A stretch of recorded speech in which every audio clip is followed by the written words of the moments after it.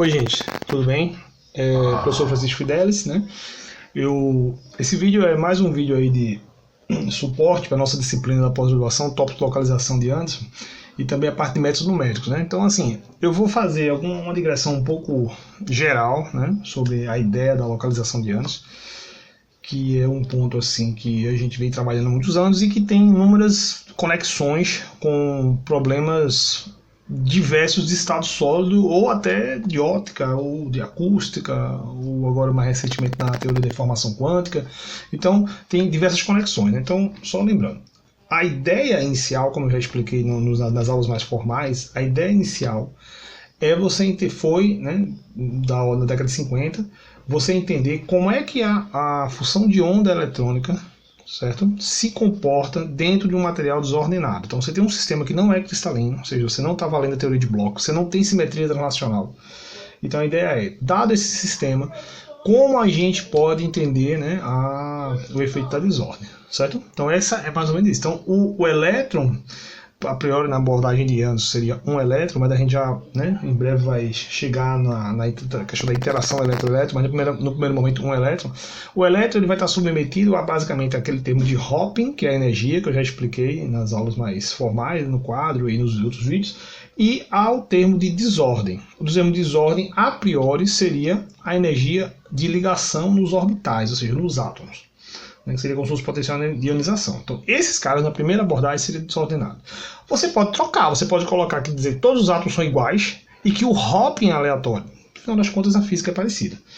Então, essa é a ideia. Então, como eu já expliquei, existe um fenômeno de interferência, de múltiplas reflexões. A função de onda começa a ser refletida pela desordem e vai ter várias reflexões. Essas reflexões começam a interagir, ter interferência, e essa interferência acaba sendo destrutiva e a função de onda fica localizada. Então, o que é importante? Muito você medir a largura da função de onda. Essa é uma das quantidades importantes. E ao longo de toda a teoria de localização, ela aparece de uma maneira muito frequente. O pessoal chama de comprimento de localização. Existem várias formas de você medir, certo? A gente vai discutir elas ao longo da disciplina aí. Uma das formas de você medir é você calcular, assumir que o envelope da função de onda é uma função com decaimento exponencial e calcular a largura média dessa exponencial. Esse é muito famoso, é que realmente se define como comprimento de localização ou o inverso do expoente de Lyapunov.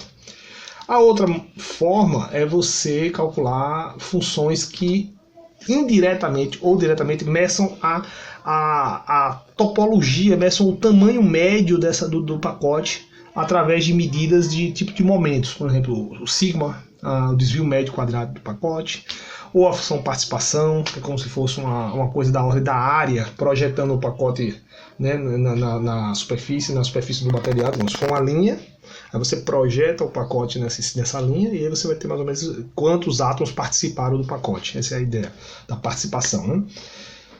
Então, é importante a gente ter entender que essa função que é a largura média do pacote, ou comprimento de localização, que são tudo correlacionados, estão tudo ligados, essa medida ela vai ter a ver indiretamente com a condutividade do material.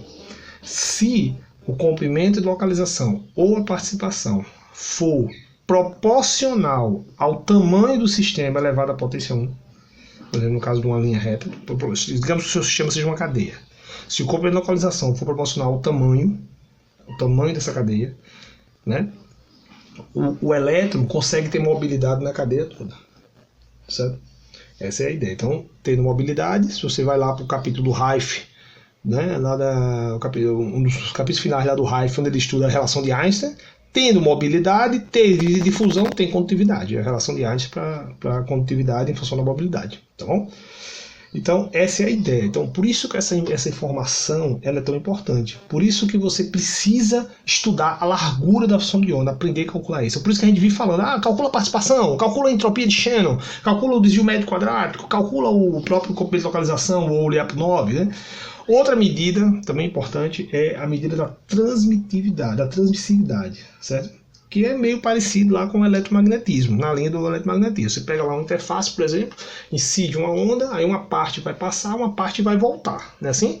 quando a gente calcula lá em elétron, aquelas coeficientes de Fresnel, não sei o quê. Então, como é que você faz isso? Você faz lá uma medida de condição de contorno nessa interface entre dois meios, né? Assim?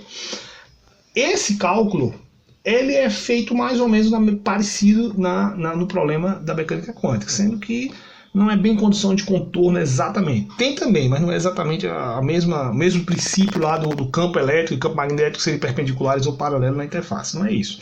Você tem o seu sistema de interesse, certo? Onde você tem uma cadeia.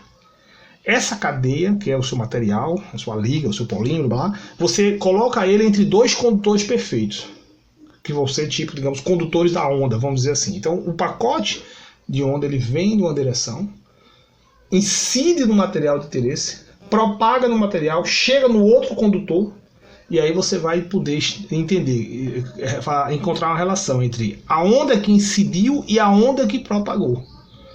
Certo? Então essa é mais ou menos a ideia. Então a onda que chegou no condutor a onda que incidiu no condutor da direita, passou pelo material e conseguiu chegar no condutor da esquerda, a análise dessa onda é que vai dar a transmissão. Ou seja, quanto passou dividido quanto chegou é a transmissão. Mais ou menos como a gente calcula lá no eletromagnetismo, né?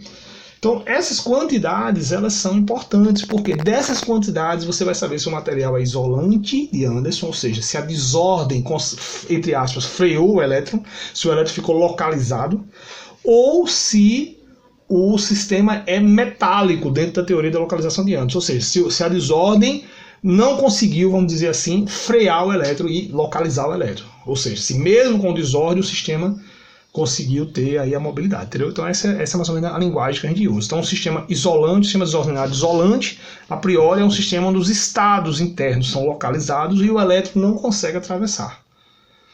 Um sistema desordenado metálico, a priori seria um sistema onde você tem estados estendidos, estados metálicos, onde o elétron, a função de Euro está espalhada em todo o material. E esse espalhamento em todo o material, ou seja, o comprimento de localização é proporcional a N, ele permite que o elétron trafegue em todo o sistema. Então essa seria mais ou menos um overview do que a gente já discutiu, né? E mais ou menos motivando aí, tentando amarrar as pontas que talvez tenham ficado soltas aí, certo? Então é um vídeo mais geral, onde eu estou dando mais assim, informações mais globais e tentando conectar. Por que a gente fala tanto? Vamos calcular a participação? Eu vim falando, né? Vamos calcular a participação, calcula a entropia de Shannon, calcula o desvio médio quadrático, né? Tem outras funções que a gente calcula, né? A gente ainda não tratou, mas tem outras funções. Então, por que são importantes? Porque essas funções vão ajudar a gente a caracterizar o estado como um sistema como sendo isolante ou metálico. Entendeu? Que esse é o tipo de caracterização que a gente tem que fazer. Tal modelo unidimensional, blá blá blá, ele é isolante de Anderson ou ele é um metal? Ele é um sistema que os estados são localizados ou é um sistema onde tem estados estendidos? Não precisa ser todos. Você pode ter, por exemplo, uma fraçãozinha de estados estendidos e os outros localizados. É como se você tivesse um material que só deixa passar ultravioleta, mas não deixa passar, digamos, sei lá, ultravermelho ou outra cor aí que você queira, entendeu? Então você vai ter lá o espectro, aí tem uma região do espectro que ele deixa passar, outra região ele não deixa. Compreendeu mais ou menos qual é a ideia? Então você pode ter um dado cadeia onde ela vai ter uma região de energia metálica, onde os estados ali dentro são estendidos, e outra região isolante. Compreendeu mais ou menos a história? Então essa é a linguagem global, mais ou menos um resumo do que a gente trabalhou até agora. A gente já viu também algumas noções de como resolver numericamente esse problema. A primeira solução é o quê? Diagonalizar o hamiltoniano. Essa é a primeira solução mais básica. Ela resolve alguns problemas, não todos. Por quê? Se eu tiver, por exemplo, um sistema bidimensional muito grande, você não vai conseguir diagonalizar. Ou você vai conseguir, mas vai ser muito complicado. Então a gente vai ter que usar outras estratégias, entendeu, gente? Bem, uma estratégia interessante é você resolver a equação de Schrödinger dependente do tempo. Então a gente vai discutir um pouquinho isso nos próximos vídeos aí, tá bom? Então beleza, hoje um vídeo mais geral, para a gente fazer um apanhado aí do que a gente já discutiu mais ou menos, avançar um pouco e amarrar algumas pontas aí, tá bom? Valeu, gente, muito obrigado, até o próximo vídeo.